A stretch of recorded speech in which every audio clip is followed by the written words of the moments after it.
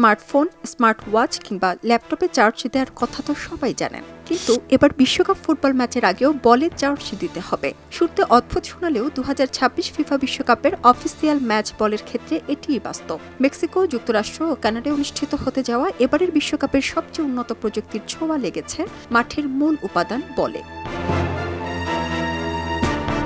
এবারের official match ball ট্রিয়ন্ডায়ের ভেতরে স্থাপন করা হয়েছে একটি বিশেষ মোশন সেন্সর, যা বলের প্রতিটি স্পর্শ, মুভমেন্ট এবং দিক পরিবর্তন রিয়েল টাইমে নির্ভুলভাবে ট্র্যাক করতে পারে। আর এই অত্যাধুনিক সেন্সরটি সচল রাখতেই ম্যাচের আগে মোবাইল ফোনের মতোই চার্জ দিতে হবে বিশ্বকাপের বলকে। বলটির ঠিক মাঝখানে এডিডাসের তৈরি একটি 500 হার্টজের মোশন সেন্সর চিপ বসানো হয়েছে। এটি প্রতি সেকেন্ডে 500 বার ডেটা রেকর্ড করতে সক্ষম। এর অর্থ হল মাঠে খেলোয়াড়দের পায়ের প্রতিটি হালকা স্পর্শ সঙ্গে সঙ্গে ধরা পড়বে এই চিপে। বলের গতি, ঘূর্ণন এবং গতিপথে একদম নিখুঁতভাবে রিয়েল টাইমে পর্যবেক্ষণ করা যাবে। বলটির ভেতরের একটি প্যানেলে এই সেন্সরটি এমনভাবে ভারসাম্য বজায় রেখে বসানো হয়েছে যাতে বলের স্বাভাবিক পারফরমেন্সে কোনো প্রভাব না পড়ে। এই চিপটির ওজন মাত্র 14 গ্রাম, যার কারণে মাঠে খেলার সময় ফুটবলাররা সাধারণ বলের সঙ্গে এর কোনো পার্থক্যই টের পাবেন না।